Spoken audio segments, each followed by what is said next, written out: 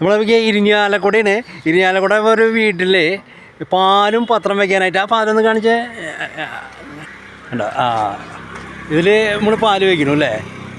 എന്താ, അതായത് അവരെ ശല്യം ചെയ്യണ്ടാന്നല്ലേ? ആ ആ, എപ്പോൾ വേണമെങ്കിൽ വന്ന് എടുത്തോളൂ. ആ ആ, ഗേറ്റ് അല്ലേ? ആ ആ ആ ആ, ഓ അത് ശരി. അപ്പോൾ ഇനി ജോലിക്കാർ വന്നതിന് ശേഷം ഇത് തുറന്നെടുക്കുന്നല്ലേ? അപ്പോൾ ഒരു ചാവി നമ്മുടെ കയ്യിലുണ്ടാവും, ഒരു ചാവി അവർക്കുണ്ടാവും അല്ലേ? നമ്മുടെ പേര് ശിവദാസ്.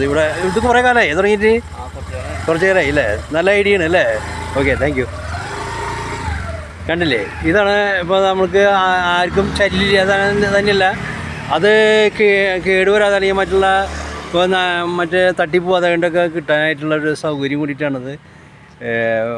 ഒരു പോസ്റ്റിൽ പാല് പത്രമൊക്കെ വയ്ക്കാനുള്ള ഒരു ഐഡിയ ചെയ്തിട്ടുണ്ട്. Thank you.